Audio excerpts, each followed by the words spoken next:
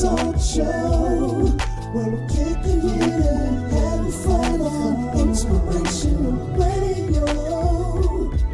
ReuPLive talk show. Kicking it and having fun. So turn your radio up. Turn your radio up, man, because, you know, we back like we never left. It's the young re-up, you know, back in there. Look out, you got that man, Deacon Seaworth, in the building. Woo-hoo. That's me. That's me, y'all. With the You bruh. got Lady It's the Lasagna Norris Witt J in the show. building. Yeah, yeah. You know, I'm Woo-hoo. talking about doing it. Lasagna, I see you looking smart over there. I see you. You see me? Looking smart. There you Straight, go. straight smart. Straight smart. hmm Uh-oh. Back once again is Bishop One Good Leg. You know, I'm talking about ready to take on another episode with my co-host right here and right there. And we got something special for y'all tonight. Y'all be ready for it because we got a celebrity in the building.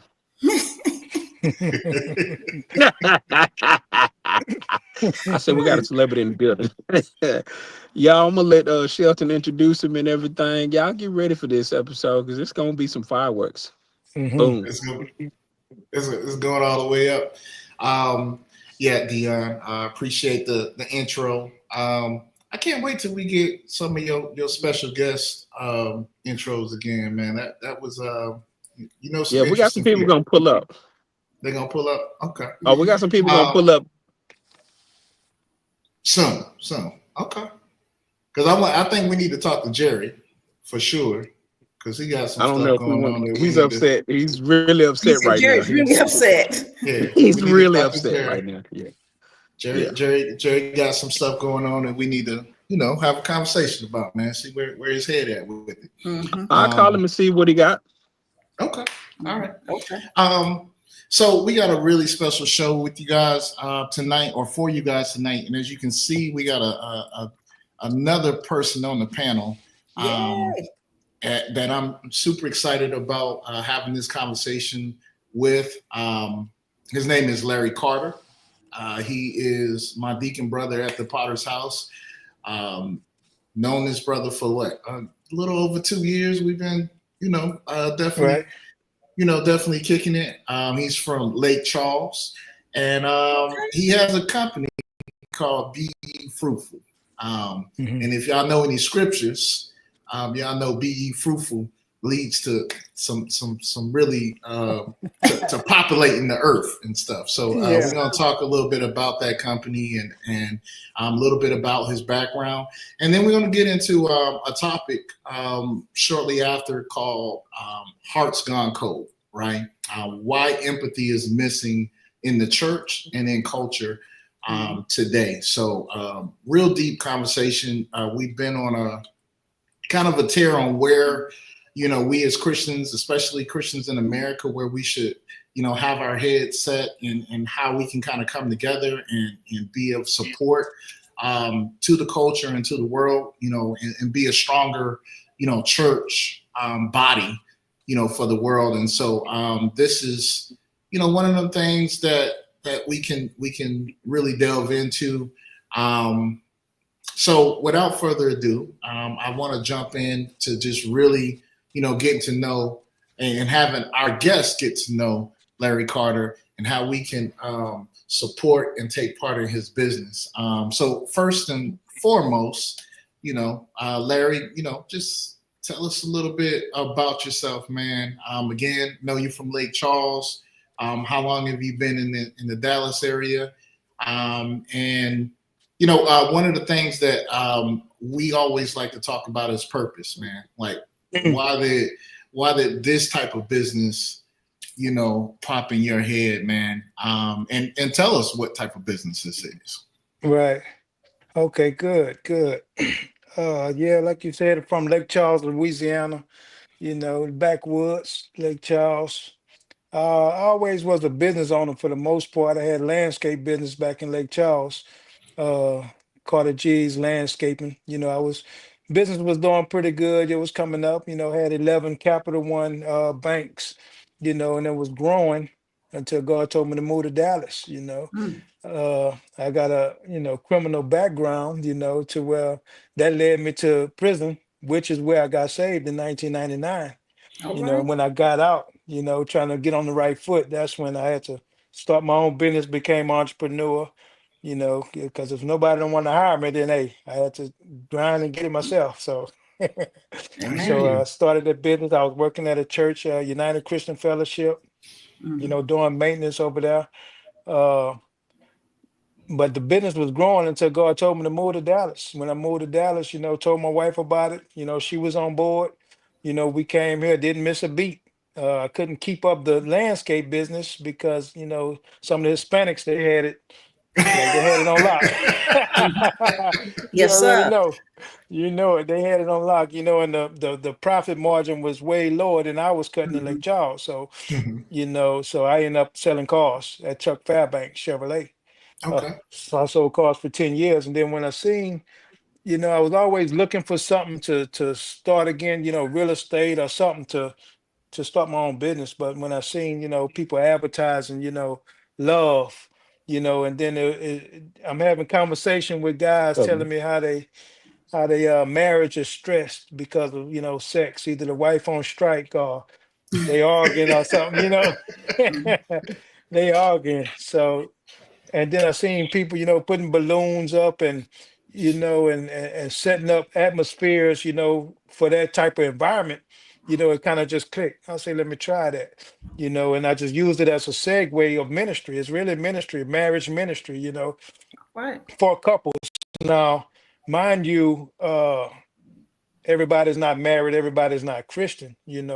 On the business side, we don't discriminate against that, but the heart of the business is to remind people that sex is God's design. And there was a command, it was a command by God: be fruitful and multiply. He said it twice. He said it to Adam once, and then once there was a flood, he said it again to Noah: be Mm. ye fruitful. you know he said, I give you everything, the trees and animals to eat. But it was a command sexually. But we know, to the heart of us, is be your most productive self. Mhm. Mhm. Be fruitful, Mhm. be your most productive self. Be fruitful in all that you do. And that's the message I'm trying to bring out. But the crux is to marriages and to couples. But we also do uh anniversaries and birthdays, set up space, decorate any space, home, hotels, event centers, for birthdays, anniversaries, and events. So Right. walk me through that, man. So um, you get the hotel. Do you come to the house? Is it like food involved? Wine. Like Yeah. walk me through like a one of your setups. Okay. So depending on, like you say, what setup it is, we have setups starting at $99, just pretty much a Okay. basic, to where we come in, set up balloons and tea lights, a few rose petals. Uh, But if you're going up to a more, luxurious type atmosphere, to where we'll do a little more. Yeah, there is a cutlery board, if you want a fruit tray, if you want wine set up, we have avenues of, doing all that as well. Now, the customer gets the hotel, long as they Okay. tell the concierge or whatever that we coming in to decorate, we'll come in and we'll take it from there.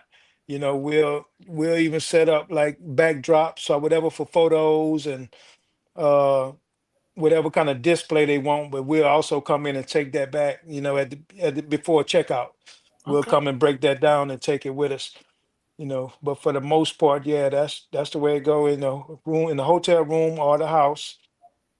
Mm. We'll just come set it up. And we have some setups it's just designed around the customer's desire. What they like, what they looking for, what's their idea of love. The husband might know she like pink, Mm. and he might want to have a staycation instead of going to Paris, and just set a backdrop with, the Eiffel Tower or something. Hmm. So we also cater to the customer's design. I have one design or setup, includes a massage and everything, a birthday party for her. If she want a massage, we'll book a massage for her. They'll come in, mobile massage, give a massage and everything. All right. Sheldon, Mhm. he about that business now. You know his business is Yeah. gonna be fruitful. We praying for him. Hey, all right. Multiply this. Yes, indeed. Yes, indeed. You know, another thing, that's two things they say the church really don't talk about is sex and money. You know, we're Mhm. starting to see a little more talk about money, openly, but sex is still kind of everybody doing it, everybody like it, but they're not really talking about it, you know. Mm. So that's a conversation I'm trying to bring up and let them know it's all right. You know, it should be open. You know, right now we think of a thought of sex as some back, dark areas, porn or some kind of, vibrators, toys, sex toys, something kinky with with straps and stuff. You know, it don't have to be all that. Yeah. But He it trying to can Don't be keep if be the all that. customer requests that, though. yeah. Yeah, yeah, the customer requests it. It can be. He trying to And we keep try these to people married and holy. Listen, just because you use whips and chains and stuff, don't mean you ain't holy. I all ain't say right. that. That's making you real holy. You're gonna get some holes on you. Oh Jesus! Oh Jesus! Yeah, that's good. That's good. So I mean, so the I wouldn't want to call you Deep, man, but Larry, Yeah, that's fine.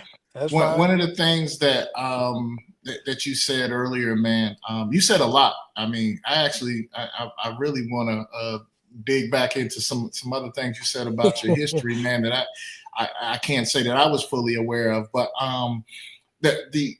the church not talking about things like intimacy, right? Like sex and things like that. For me, I think that's kind of opened it up to where the world becomes Mm, the bigger influence absolutely. on how we see that type of thing. So like when you listen to music now, R&B music and things like that now, even from the days of when I was growing up, basically, it was a little bit more talking about love, right? But Yeah. now when I hear R&B Mm, music and stuff like that, it's just talking about, just really getting to the nitty gritty, right? absolutely. And not having it set up. So I really commend you, one, because this has been an uncomfortable conversation in the church for a while, man. And Hmm. if any place should be able to have that conversation in a healthy way, it should be the church. It should be the people of the church to do that. So, Absolutely. Yeah, I totally agree. And even for myself, in the rap music, it was defiled the way it was teaching us, hmm hmm hit it and quit it or whatever, something to that degree, degrade the woman, you know, hmm keep hmm moving, be a player or whatever. So hmm yeah, you're absolutely right. That thing should be put back in its proper form, you yeah. know. I'd say Man, this right quick. There's a term somebody just introduced me to, progressive polygamy. mm, Progressive polygamy, it's not like just having more than one wife, but marrying a woman, divorce her, marry somebody else, divorce her. So that's also a new thing going around, progressive wow. polygamy, you know. Mm, So it mm. can get twisted. It can get really twisted. So Man, we need you. We need Mr. you Carter. coming right down our street, huh? Yeah, we need him. You coming for us directly, huh? Okay. All right, Deacon. All right, Deacon. Uh-huh. You want to That's play that funny. game, huh? No. We need No, him. no, Deacon. You opened He up the getting can, stuff in Deacon. order. The He You deacon opened is opened up up the the setting this can. thing can. straight. You opened up the can. That's right. Uh-oh. He set it straight. You That's opened what up the we Uh-oh. can. know. Mhm. I thought you I Hey. came on appreciate to you, talk D. about your business and everything, and just be a part of the show. But you opened up the can, brother. That's right. This is a good can. This You can tried to need to make it be Yeah. open. personal. It's the reality. It's the reality. Amen. Shelton brought you on the show. You didn't have to talk about him like that. Look now. Yeah. That's funny. But Then Saint, you Yeah. what were you about to say, Saint? Oh no, I was just gonna say this is good because everything is so distorted in the way we see God and we see the way He made it. And to see a young man with a company that's targeting married, hey, let's get this back right. Let's set it Mm, up. Let's make it enjoyable. Let's make it a scene where it's not the back hole stuff. Like made this. He made you for Yeah. love. He made you to be fruitful and multiply. This is a part of his design. So let's lay into it. Let's get it right, and let's see it the proper way and put it in its Mm, proper perspective so we can keep these marriages together. that's So right. I think this is very commendable. I appreciate, your business and your thought process for even doing it. So Hmm. I mean, just Oh yeah. because Thank he you. colored his beard don't mean he a young man. I'm just tell you that right now. I'm just tell you, he grown. He No. grown. This He man grown. to live two lives. okay. Somebody he lived his young life and now he's living his grown life. This man Yeah. is His grown grown. life. He's grown. Yes, Okay. yeah, I got a little grays coming in. Oh They yeah, you coming done in dipped on your me. beard in something black. I'm gonna tell you That's that all right now. right. I see it on you. I'm talking That's about. I all right. understand. Yeah. And Yeah. so, That's funny. one of the things that you already know, you came to one of our events, Men versus Women. To Sonia's point, we have to have things that the enemy always try to take things that God Mm, created and distort it. You know Yep. what I mean? absolutely. Yeah, that is Music, correct. anything honestly started from a vision of what God, he meant it good, right? And then Mm-hmm. man takes it, or the enemy will take it and then flip Twist it flop it, up. and Mm-hmm. now it's something that's an abomination. It's something that's not like what it was Mm-hmm. naturally meant for, and so. Hmm. Again, I appreciate the fact that this does open up the conversation about it. Mm-hmm. It does, put us in a situation as Christian men and women to really, focus on those things. My wife and I did a show or one of our Men versus Women about intimacy, right? And Okay. again, it's a big thing for men from a physical standpoint. It's a big thing for women from a mental standpoint. So I guess one of my questions for you would be like, who reaches out to you most? Like, is it the women kind of reaching out for your services, or is it more men trying to reach out for your services? What's your experience so Mm, far at this I would point? say women. Yeah, I would Women. say women. Hmm. Yeah, setting up for the men. Now I get some men, but it's not always just for the service. It's like questions. Hey man, Hmm. what can I rent a room at? Or what's a good hotel or something like that? Do you know an event center? Stuff like that. And And that doesn't surprise me, man, because one of the things I think we uncover is that women do um, naturally kind of care more about the romance of the situation, right? Mm-hmm. right, right. And so, that's one of the things I would recommend to the fellas, man, that we got to get more romantic. We got to get more, intimate and understanding what our wives, want, right? Yeah, yeah. And so, even in that, you're helping to kind of set a stage, I guess, and help them Hmm. understand how to go through that process. You know what I mean? Yeah. You got a business to where they might not even have to, think through it all the way. Yeah. But do you have like a list of questions or something to kind of help us brothers, know Uh, what we should be looking for, like colors and yeah, exactly. yeah. Absolutely. What color she like, Yeah. what type of fruit she like and stuff like that, Hmm. because colors, you can go a lot with the colors, you can mix it up, with the balloons or whatever. You can put different balloons all over the room and accent it with another color, the rose Mm. petals, different color roses. You have different color roses as well. So, Okay. whatever it takes to light that spark, and keep that love fire lit. Have you found in your business that men and women's idea of romance is a lot different? Is completely different, should I say? Hmm. 'Cause Yeah, that's what I've that's a good. seen, in life is Yeah. that, men see romance as one thing and women see it as another. And sometimes that disconnect or what have you makes it hard for them to come together at that particular time because, men's romance is a lot of times physical and women's romance is a lot of times about the mood or You the said it. ambiance or the, or whatever, you know what I mean? Yeah. Yeah. You said it. You said it right there. And that's what I've noticed as well. With men is more physical. And to that Mm-hmm. note, I'm trying to get more lingerie on the website to where it can sell lingerie for the men, to where they can see the woman, in a physical essence, you know. and more things for the men like robes and stuff, more merchandise. But yeah, I have seen that women look at it more, and for the most part, my one thing I do try to strive for is to create an atmosphere for the conversation. Hmm. With the cutlery board and the wine, where you can sit down and have a conversation. Let's converse on what's what. Make sure we're on the same page. You know, to make it That's just good. just a sweet moment. I like this. That's really Do Um, you good. Mhm. find yourself giving tips a lot of times to the man, like, hey, in addition to the things you've ordered, have you thought about or tried Oh this or yeah, whatever? absolutely, Okay, that's what's up. That's what's absolutely, up. absolutely.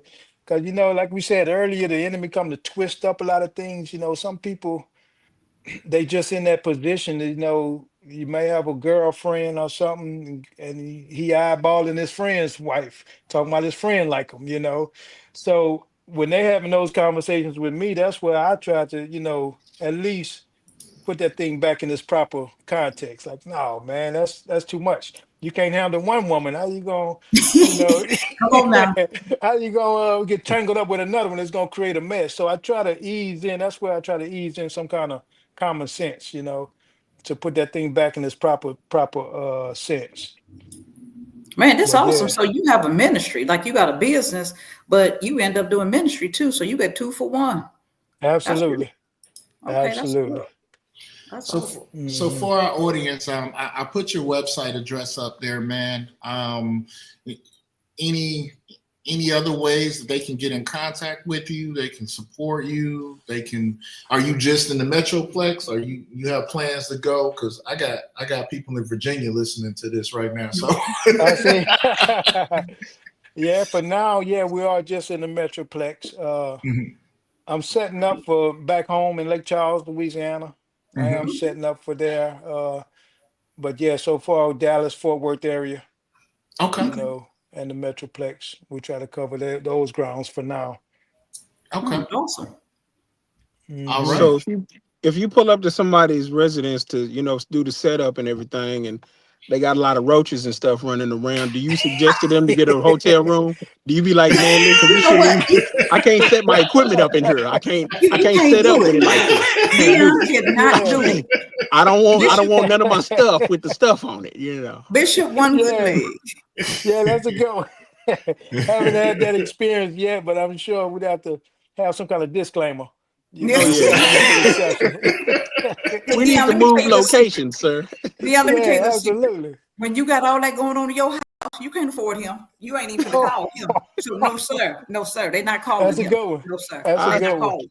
I assure you, these folks afford what they want to afford. I done seen people at the comedy show with roaches coming out their suit. Don't play with me. I'm not talking to Ooh, you. Boy, I tell oh, you, that's I funny. tell you. So Yeah, it's so good to have you on this show, man, and to Mhm. really start the show off with this because again, the title of this show is Hearts Gone Cold, right? And right. one of the biggest ways that I learned about empathy and really caring deeply about another person is through my marriage, right? Mm. Through the failure of my first marriage and through the success of the marriage of my last marriage, right? That I'm in now, and so empathy is so important, right? Putting yourself in someone's shoes. So as we were talking about marriage and relationships, part of being with your spouse is being able to put yourself in their shoes. So if women are mentally, are mental romantic people, right? Then as a husband, I got to figure out how to, get into her mind and get into what, works for her and vice versa. She has to, get into my mind and understand my likes and my desires and wants in that, right? All of that is empathy. Empathy is putting on someone else's shoes, putting on Mhm. someone's, taking a Hmm. moment and stepping outside of yourself and thinking and seeing things through their point of view at this point, right? And so marriage, is one of those big things that kind of, is my testing ground, for that. It helps me be a more empathetic person at work. It helps me to be more empathetic, with things like that we talk about on this show and wherever I'm at, because empathy is important, right? But it's also something that God called us to do, right? And so I'm gonna read a couple of scriptures today, 2 Timothy 3, and then we're gonna read a scripture out of John. But I wanna set up the second part of this conversation with a video that I saw last week around this time, right? And then possibly two. And then I want to, present a couple of situations, read those scriptures, and then just really kind of get y'all thoughts and opinion about, where we are in this world as a church. And is there a lack of empathy in the church? Should there be more empathy in the church? And then, some more questions after that. So, the first video, and I want to preference this because, again, we try not to be too political on this show. And when I play this video, it's about our current president, right? And I've already shared my opinion, my personal opinion, right? It has nothing to do with, my godly opinion, but my civic opinion about, our current leader. But this is, one example that I want us to take a look at. And then, like I said, there's some other ones that, I want to kind of earmark and then have a discussion from there. So this is a video of a lady. She was a Trump supporter that was laid off or fired recently. So I'm only going to probably play about a minute or two of this, and then we'll go from there. Get him out! No kings, no tyrants! No kings, no tyrants! No kings, no tyrants! No kings, no tyrants! Well, when we found out that President Trump was running for president again this term, we immediately went out and bought a flag because we are huge Trump supporters. Questioning what's happening right now, obviously. Individuals started receiving notice on Monday that they were going to have an appointment for termination on Wednesday. Tuesday morning comes, and we were informed that, hey, if you didn't get the email on Monday, you're safe. And I'm like skipping down the halls, right? Like, I get to stay. And Wednesday late afternoon, I received a notice that I have an appointment, a Teams appointment with my supervisor on Friday at 9:00. So I knew that I wasn't safe anymore. Oh my gosh, yeah, Nathan, that's like the hardest part for me, honestly, because I'm a wonderful worker. Any job that I've ever had, I feel like you should do everything unto the Lord, and I do. And to be sitting here today and know that follows me, that I was fired for performance based in any manner. I have wonderful reviews every year of my employment. I literally just had my last review in January, and it was outstanding. When you lose an income, it's painful. Okay. So that's one video, right? That I wanted to share. Go ahead. This woman is a liar. She's a liar. A liar. Let's not play around with it. Let's cut to the chase. Okay. How can you, on one hand, have outstanding reviews and be such a model employee and then turn right around and get fired for your performance? That sounds like some of them lies I used to tell in interviews. You know what I'm saying? I think you're missing the point, man. He fired the whole half the staff. They fired a lot of people. But she deserves to be fired. Well, the reasoning for firing the people, the layoffs of the federal government has been, quote unquote, because of their performance. Well, we're finding out that it had nothing to do with their performance. They just kind of went in and picked a whole bunch of people and said, okay, you're cut. Mm-hmm. The whole reason why I'm bringing up this video, 2 reasons, right? One, I take no pride in anyone losing their job, right? So I want to be very clear about that. Like, this has nothing to do with highlighting, the fact that she lost her job. But there's a couple things that I noticed just in that segment, right? People were losing jobs around her. And as she was losing jobs around her, one of her statements was, I was skipping down the hall because I thought my job was good. Yeah. Right. Right. And then right after that, she found out her job wasn't good. Now it's a problem. Right. And so keep in mind what I said empathy was the other, just a few minutes ago. Empathy is there's people losing jobs around you and you skipping down the house about that. And again, I don't know her background or she did mention, something about God in it. So I would assume or that she has some knowledge of who God is or has some faith or something with that. So that was even more, I think, concerning of me because, again, as a Christian, like the fact that I know she voted for Trump or voted for the man that's making these things, I still have empathy for the fact that her family is without another income, that this is happening to her. Right.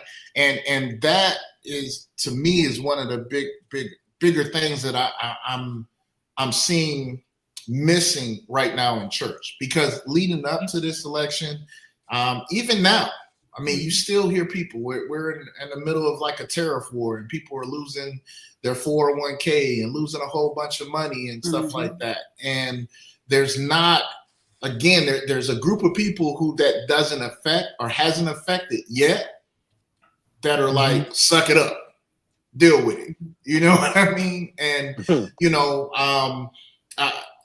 and like I said, there was a couple of points that I wanted to really, bring up to drive this home. I remember when COVID happened and, I heard statements again, and some of these statements were for Christians. Like when we knew that COVID affected older people or people with diabetes or heart disease and things like that, it was this survival of the fittest type thing. Like, oh, if they can't make it through here, then, so be it. Like it's weeding out all the weak people.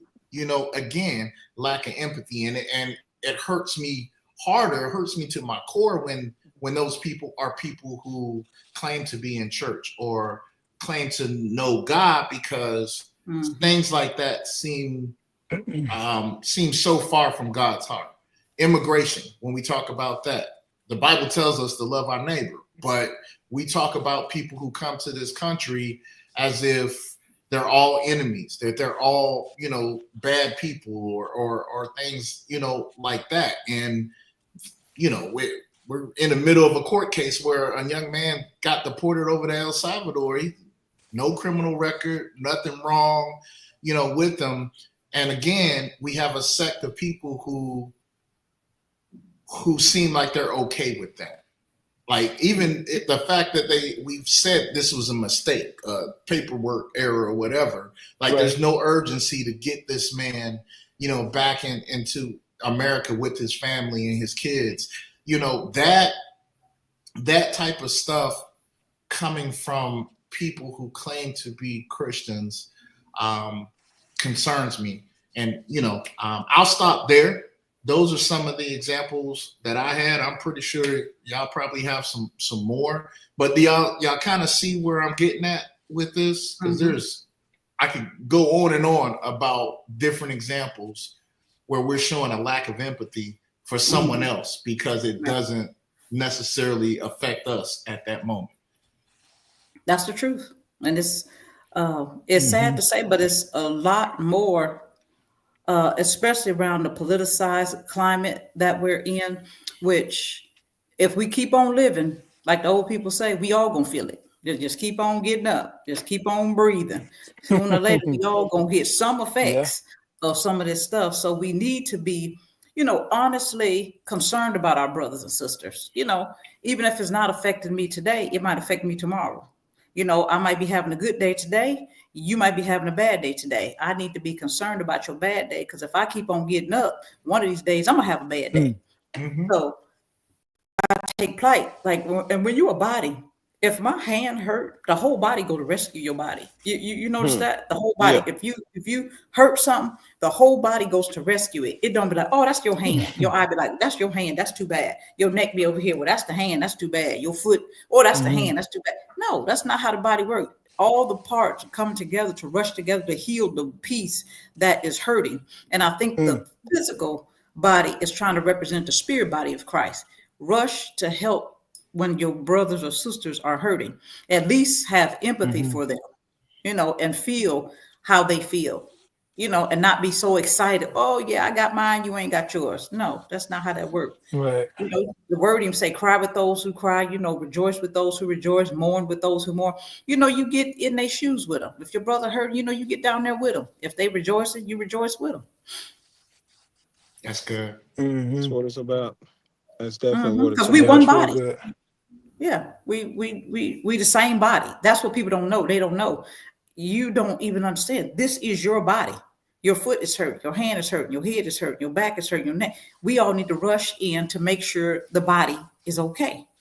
What affects one affects all, even if it's not affecting you today. It still affects us as a body. So my first question is to all of you guys is, why do you think we struggle to empathize with people who are different from us? And why are we struggling with that?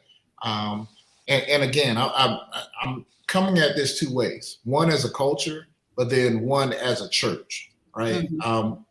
One of the most segregated, days of the week is on Sunday. Sunday morning. It's That's right. Sunday morning. I've heard that, all my life. I've seen it a lot, But why do we struggle with empathizing with people who are different from us? What are your thoughts on that?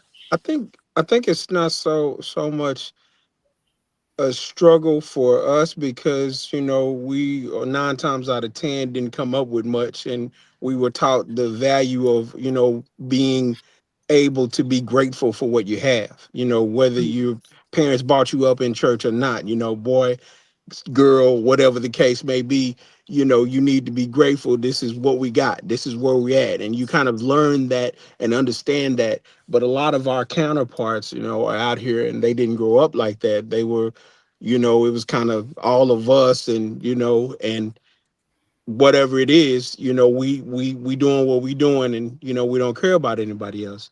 And so I think that kind of shows its head as people get older, how we deal with situations like COVID and like, these things that are going on now. We understand that, if we still got our jobs, we're grateful and we appreciate that. Whereas they are like, haha, it sucks to suck, you know what I mean? And so at the end of the day, we have to, be able to, pour out more and help people get a baseline and an understanding of what is going on. I mean, it's not just, your few of your coworkers gone. We're talking about families being affected. We're talking about, communities being impacted. We're talking about the larger picture. And I don't think they see that, when they're just looking at people getting pink slips. They're just looking at, I still got my job. They don't have their jobs. Just that small, minuscule part of it, when it affects so many different people in so many different ways. They're not looking at the big picture. Like that lady, I could tell clearly it was just about X's and O's with her. You know what I mean? She wasn't necessarily trying to gloat, hey, I got my job and you don't. But at the same time, she didn't see the big impact that it had on the whole situation. And I don't think because, of how they're brought up, they're not able to see that a lot of times. Whereas we understand that, when we all win, we all win. But when we lose, we lose. hmm I I'll say got you. this right quick. I think that's a Mhm. good point, but I also believe it's so easy to get inside our bubble, whether Mm, it's our own little family, our own church, our own mm, community, or whatever, our own type of people. It's so easy to be around people that's like-minded, mhm, and not really care about something else because you don't have to worry about the adversity, or you don't have to worry about the disagreements and stuff. And I think Mhm. that's what makes us as a church hard to kind of empathize with, politics or empathize with something else. I'll say this, it even it's even kind of feel good a little bit to, I say it this way, when Trump had the apprentice and he fired Mhm. people. I kind of liked it that a little. It was kind of interesting to me. You see, he's sitting up there and they do something wrong. You fired. Get out of here.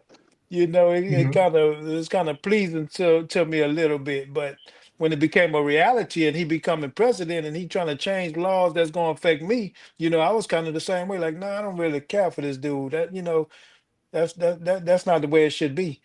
So I think to a certain degree, we kind of, like being comfortable, in our own little bubble. At the Mhm. Mm. same time, we don't want to really face, the opposition.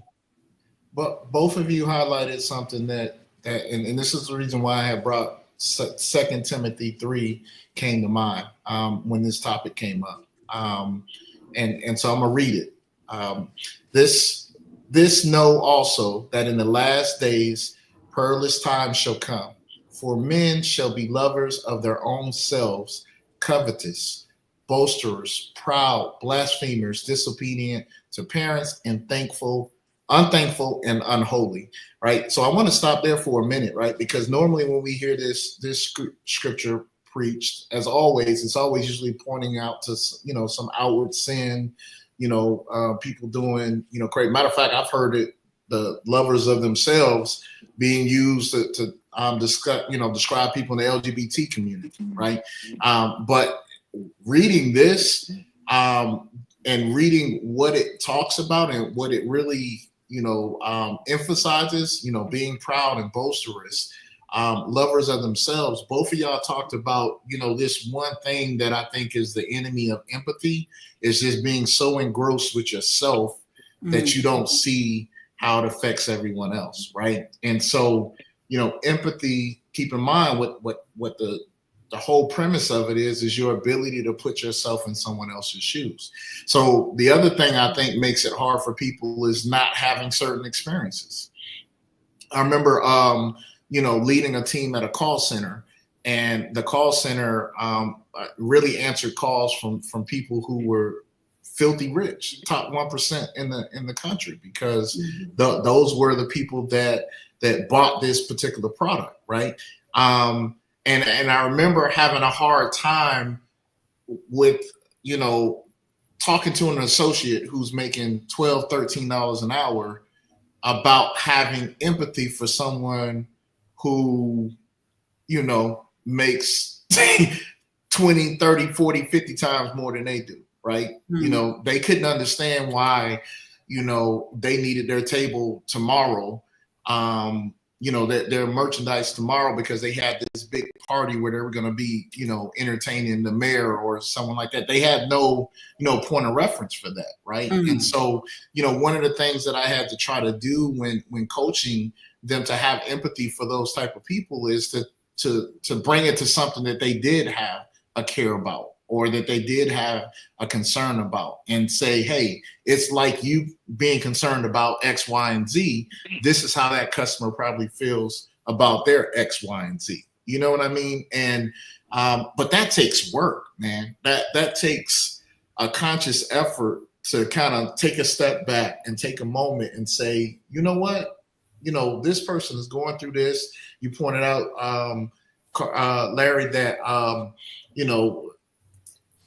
Trump talking about I'm firing everybody or whatever, right? If you've never experienced being fired, yeah, that's not something that you can necessarily have an emotional about, right? But if you've been denied, you were trying to be on the basketball team in school or whatever, and the coach didn't pick you. It's the same feeling to me as being fired. You know what I mean?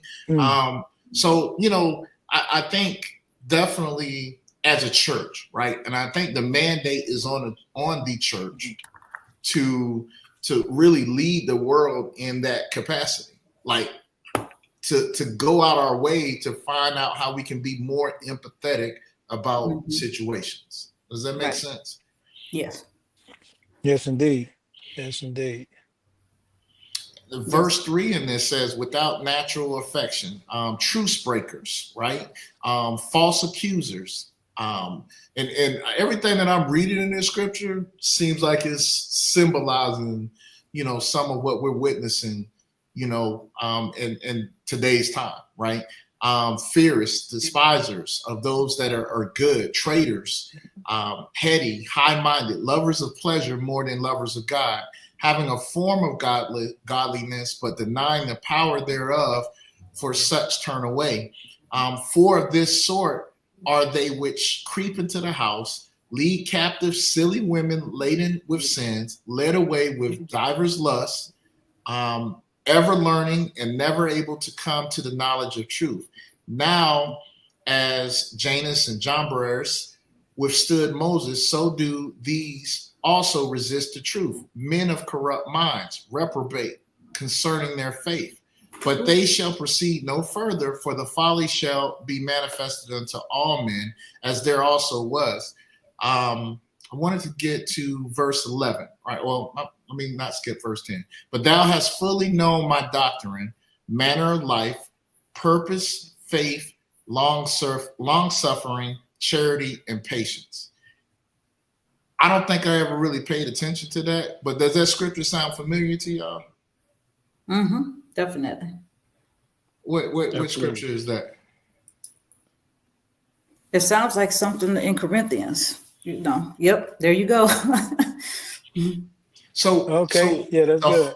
The whole first part of this scripture was talking about the opposite of this, right? And God is so good as far as how he'll put the answer right in there to what overcomes these different things, right? So here you are, you have men that are lovers of themselves. We're proud, we're boastful, we're looking for our own pleasures and what pleases us, what takes care of our stuff.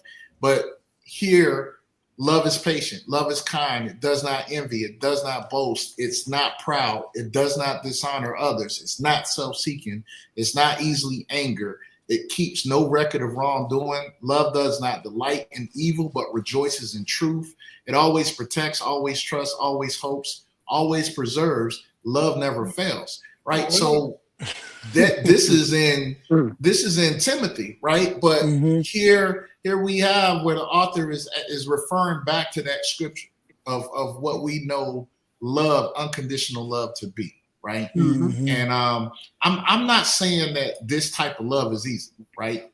I'm not saying that at all, because it's been a process, it's being a process for me to love, like patience and long suffering and all of that. And, again, my flesh wants to tell someone like that lady, like, I mean, come on, we was telling you before you voted for him that this could hurt, other people. But my spirit wants to have patience. My spirit wants to have long suffering. My spirit wants to keep the door open so that, if I need to have a ministerial conversation with that same lady, I still can do that.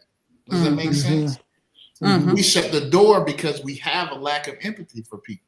You might feel some way about people in the letter community, right? But if you keep putting them in a place of defense and putting them in a place where you can't have a conversation with them, how can you build a relationship enough with them to introduce them to the God that's brought you out of things that it may not have been the same thing that they're dealing with, but he's definitely brought us out of other things we had struggles with. You know what I mean? But empathy, not having empathy for people closes that door for me, which is one of the problems that I see with all of this.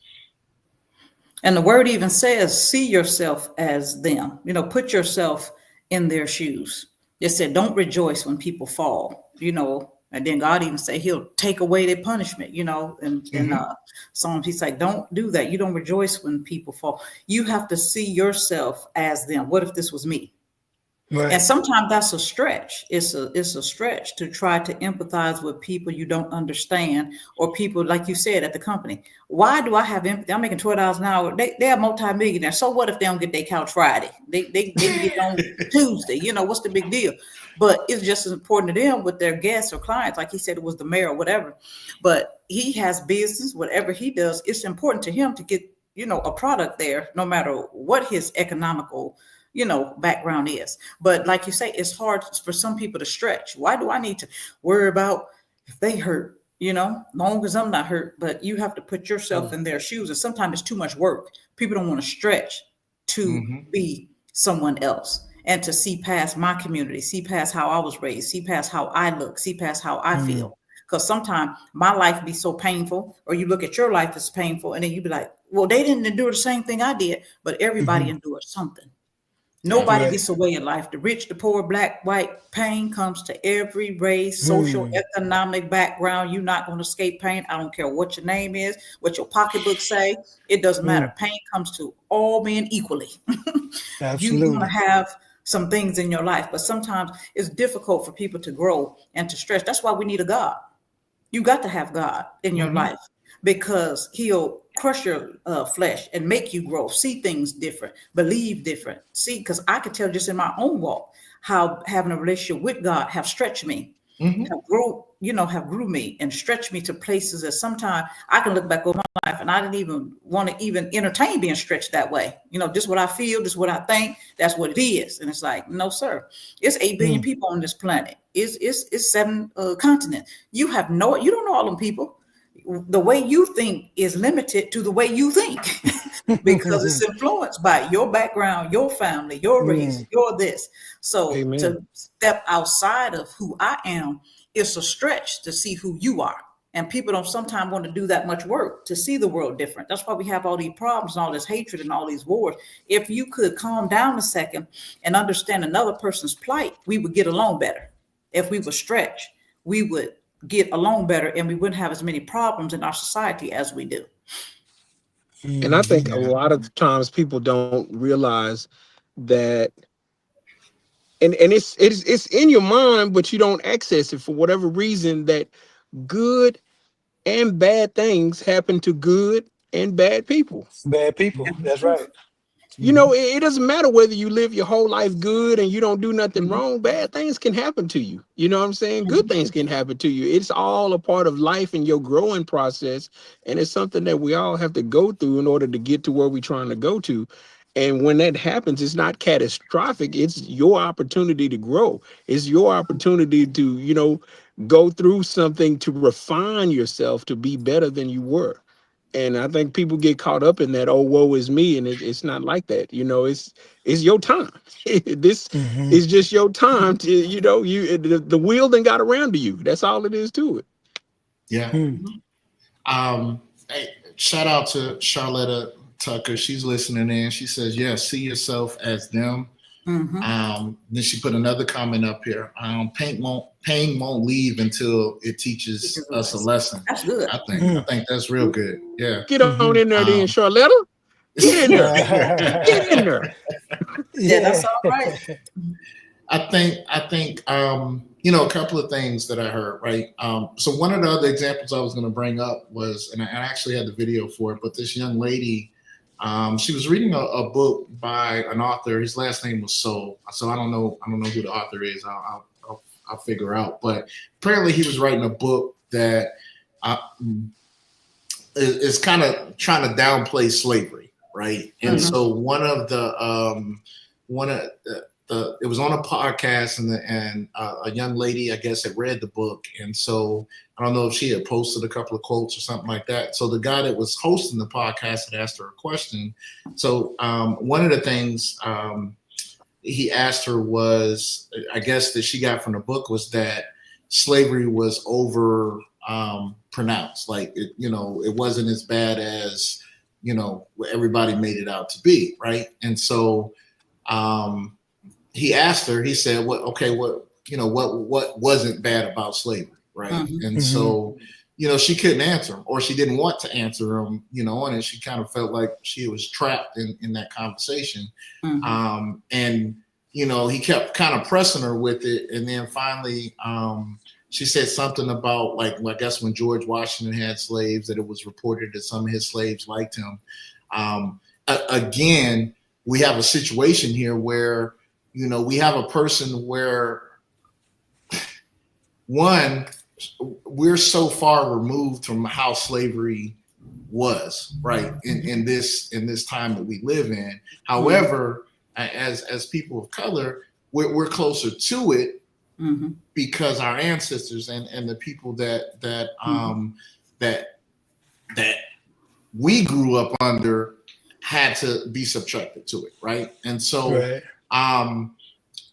I bring that up, or I was bringing that up because, again, what I saw in her in trying to navigate, and I really appreciate the podcasters, questioning her, because he was trying to get her to think about, what would have been good about that, And so I think, part of, as we talk about, maybe a solution to this type of stuff, this is one of the reasons why I don't shut down conversations with people who don't think like I think, right? I'm very inquisitive. I really want to know why they feel the way they feel. You know what I mean? I think it's good to ask questions. I think it's good to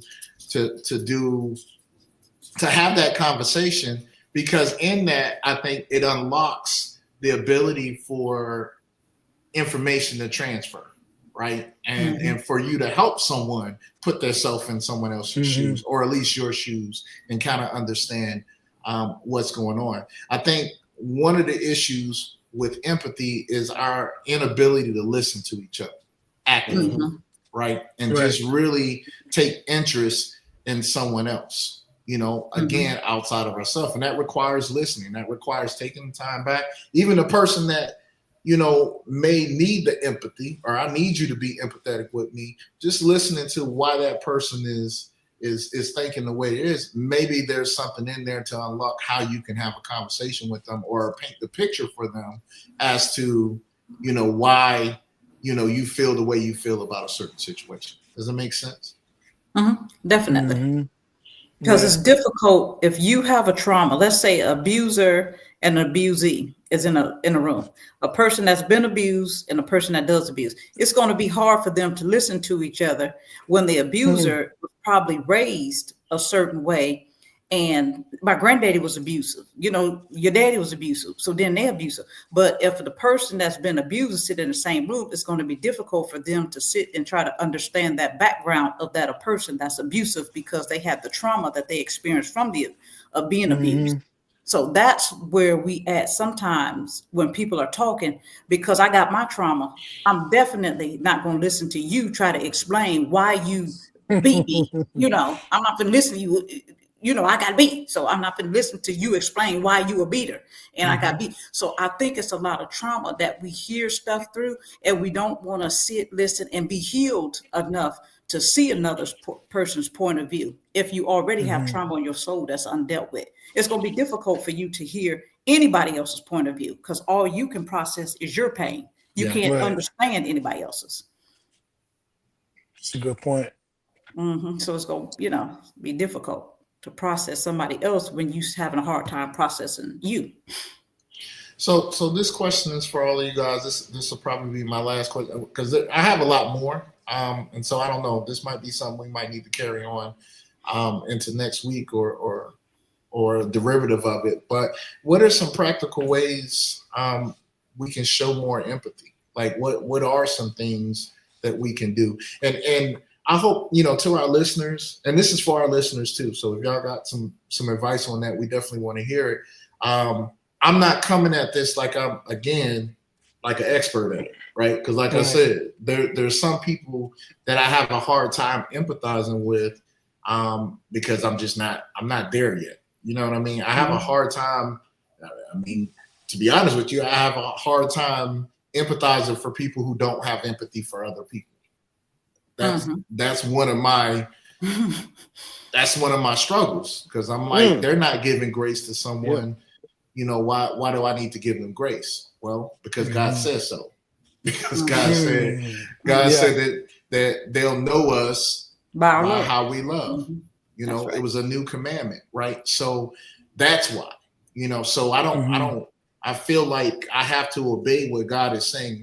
And I'm not saying that it's easy, you That's know, right. and I'm not going to say that I do it all the time. Like, it's just depending on what day you catch me on, maybe sometimes, you know. But I think that's part of the process. What I will say is that I'm conscious of it. And it's something that I do try to, you know, make a conscious effort to try to understand and put myself in someone else's shoes, even if sometimes I don't want to be in those shoes. Right. Yeah. That's true. Yeah. Yeah. That's why I say we're stretching and growing. In this Mhm. life, if you can stretch and grow beyond yourself, you will have a better life. You'll be introspective too, to take a look on the inside. Because normally when people set you off or set some off, is something that you're acquainted with, associated with, maybe been through yourself, or you close to the situation because your family, loved one, friends, even if it didn't personally happen to you. And sometimes you're close to a situation. If somebody else don't have empathy for it or see it the way you see it, we're gonna get offended. Like, I cannot believe you think that way after what happened to my uncle or auntie or kids or whatever. So Yeah. I will say we gotta find a way to be healed within ourselves. And when I say that, where the trauma doesn't, you know, as soon as they start talking, man, you pop to the top, you know. So from the inside. So I Yeah. would say that's one way to get empathy, get me some healing from the inside of stuff that hurt me. So if you bring it up, I don't have to answer you from the pain of what I endured. Mhm. Right. Mm. Right. Mm-hmm. Being You know, self-aware is a big key piece to it as Mm-hmm. well, because when you're self-aware, you can understand where your good and bad points are, but it also helps you understand and be able to put yourself in other people's shoes at the same time. When you're self-aware, you understand what your part in a situation is, whether you caused it or whether you're a victim of it. You're aware of how that is and how other people are in that situation, and that help keep you grounded. And that's where mhm. we need to be is self-aware and able to understand the situation from our side and their side, and that'll make the situation a lot better.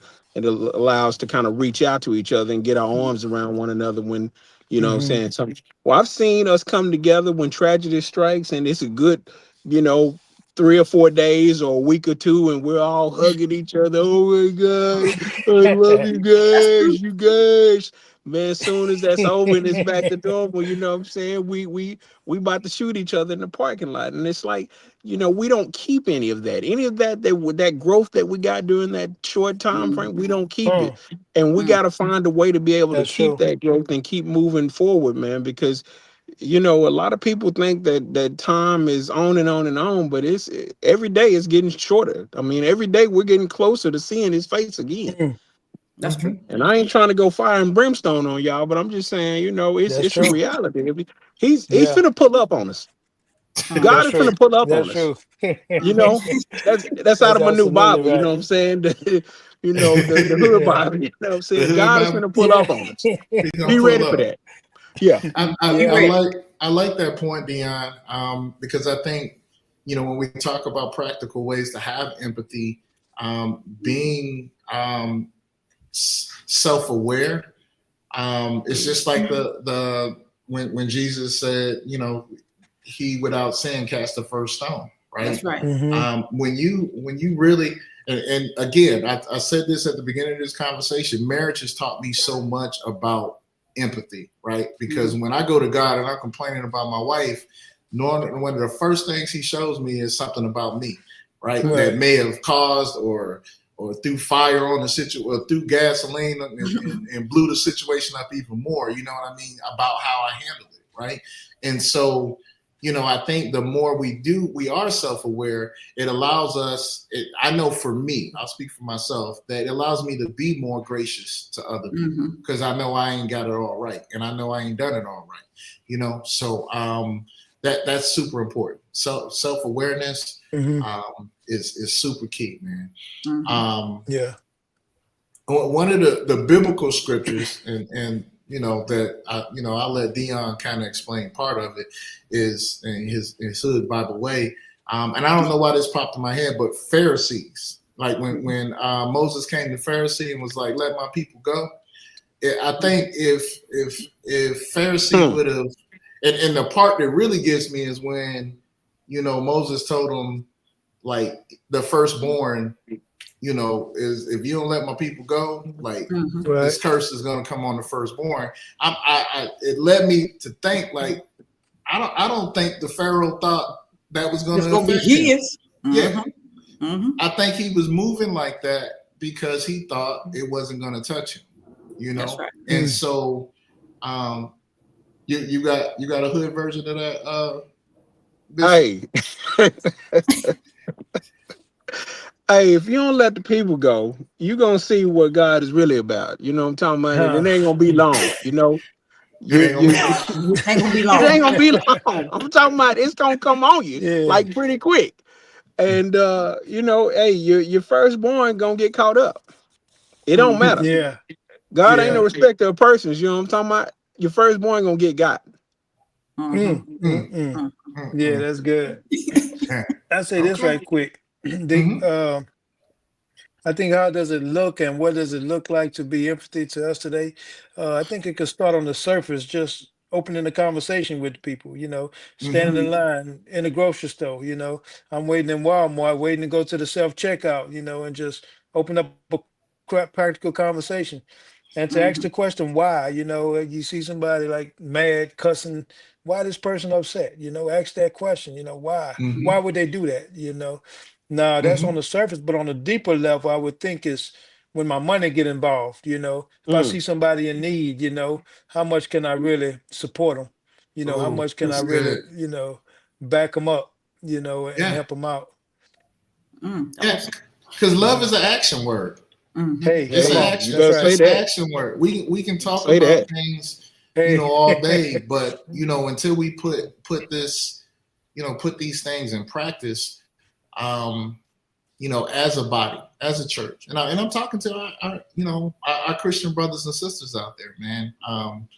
That the Christian nationalist movement, the more and more I learn about it, the more I feel like it's a cancer to the body of Christ. Because again, to me, it puts the country over God's kingdom, right? God's kingdom don't change. Whether you in the United States, whether you in Israel, whether you in Russia, wherever, God's kingdom is the same, And so, and He called us to make disciples, to go out into the world and make disciples, right? And so, when we move in an unempathetic way, when we're not putting into action the love that we have for people and the understanding and consciously, trying to understand and where people are coming from and help people.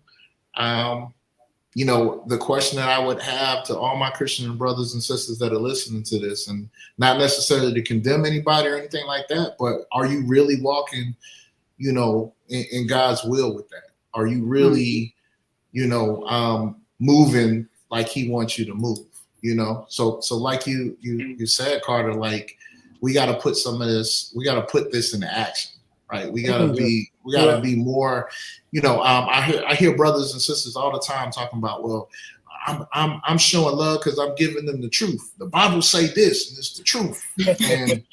and part of that is right. But even the Bible says that we have to give truth in love. It has to be wrapped in love. It has to be wrapped in empathy and understanding as well. You know what I mean? The truth is not going to change. Right. I can give it to you rough, or I can give it to you in the way that, and I always go back to Jesus on how He gave people truth. It ain't like how most of us give it to us. We give it to it from a place of like we've mastered it, or like we good. You need to get on my level type stuff. And and I think Jesus is the only person that can really give it that way, and He never even gave it that way. You know what I mean? Right. It's like taking castor oil and not putting some juice, with it or something like that. we said this scripture earlier, so I'm gonna kind of wrap up with it. A new command I give you: love one another as I have loved you. So you must love one another. By this, they will know that you are my disciples. If you love one another, like if we not operating like that and moving like that, it's not a thing, right? And this is a quote. This ain't even a biblical quote, but this is one of my wife's favorite quote. Definitely one of mine. But it's from Martin Luther King. Injustice anywhere is a threat to justice everywhere. Yes, sir. Absolutely. Injustice anywhere is a threat to justice everywhere. Yeah, Boy, that's a good look one. out now. You So- trying to start something. Hey, I mean, it's facts. It's truth, And Lasagna said earlier, like, again, we move like we move sometimes because we think it's not going to touch us. We think we're going to be free from it. But At all. But calamity, bad times, good times, they fall on all of us. I think the Oh. Bible says it's like the rain falls on the just and the unjust. That's right. So That's what I was saying to you a while ago. yeah. Yeah. Yeah. So we gotta move a little different. So this is, again, this is just a challenge, to all of our brothers and sisters out there. Let's work on being more empathetic with situations, supporting each other. And then speaking of support, go out and support my Be brother. ye fruitful. Be Ye Fruitful. Yes, indeed. Yeah, go check them out. If you're in the Metroplex, get your romance game. Hey, there you go. There you go. Get it up. Get it up. Get it all the way up, man. Yeah. Sir. What's up? Yeah. Sir, one thing that I want to say before we go, I want to thank our guests for pulling up on us. And man, stay by your phone. You know what I'm saying? You might get a call here pretty soon. You know what I'm saying? Stay by your phone, bruh. Stay by your phone. I got You heard me? And yes, sir. Yes, sir. one of our hosts, you know what I'm saying, just made a milestone birthday, you know what I'm saying, on the 4th. Oh, Yes, man. sir. Yeah. Yeah, He Shelby is did up, that. man. He turned 21, and Yes, sir. he's a grown man now. He's a grown man now, y'all. Show him some respect. Put some respect on his name. He's super grown. Oh, yeah. Half a century, bro. Half a You know, century. Yeah, listen. there you go. Listen, Happy but you birthday, still 21 to me, sir. You still 21 to me. I appreciate it. You're a good young man. You know what I'm talking about? You Tell got a that to whole my life knees. ahead of you. Tell that to my knees, man. Let me speak that over my knees. I ain't in charge of gravity. Gravity takes us all, sir. We all gonna get pulled down sooner or later. You know what I'm talking about? Nah, I appreciate that, man. And I appreciate. I mean, I put a post up earlier today, man. I thank God for the people He's put in my life, friends, family, acquaintances. Like, I mean, even my enemies, man. They've taught me. They've taught me a lot about myself, man. And so Lasagna said it earlier. Like, we got to learn how to just kind of embrace life, like everything that we receive and take it as for what it is. You know what I mean? I'm learning how to love better, right? Because of listening to people who got different points of view. I was looking at all the people who were wishing me happy birthday, and it was such an eclectic group, man. Like I remember where I met them from and some of the things they said, and like you can go to some of their pages and they this, and some of their pages they're this, and I thank God that He put me in spaces to where I could experience so many different thoughts. Otherwise, I definitely wouldn't be who I am today. So that's all Him. Amen. But all right, appreciate that. Yeah, that's good. And Larry Carter, man, thank you. Don't make this the last time you join us, man. Because like I said, man, I feel Lasagna, Dion, I don't know. I feel like he got a testimony, in his life, man. Yeah. He got This something. show is all about purpose. Next time you come on, we're gonna talk about your prison days. We're gonna get into that. We're gonna get into Yeah, that, that'll brother, work. because I know you got some one-offs and some stuff that you saw in there that like made you stronger. You like, God, please, Oh yeah, just let me make it through this. absolutely, absolutely. We appreciate you though. Yeah. Thank you so much for stopping by. I'm really All right. proud of the company and just how you just pull yourself up. And it's like, hey, if nobody gonna hire me, hire myself. And that's awesome Yeah. because we need that mentality nowadays as the jobs become scarce. Sometimes we're gonna have to look inside. What gift God give me? What can I see a need and fulfill a need? So I thank you for coming on our show and you've just inspired me just by saying that. Hey, if you ain't gonna hire me, hire myself. So that was Yeah, There that's it right. is. that was good. I appreciate that. All right, thank you. Arletta, Good. Thank y'all for having me. Yeah. Quick shout out again to Charlotte. She Charlotta. said, thank you all. Great dialogue. Oh, yeah. Really appreciate you, sis. Yeah. Definitely. So we'll be back next Tuesday, same time, same bat channel. Yeah. That's when you getting close to that half a century. You know about that same bat channel. Yeah, you do. Yeah, you do. Hey. Little talk show where we're kicking it and having fun on inspirational radio. Little talk show, kicking it and having fun. So turn your radio up. My bad, D.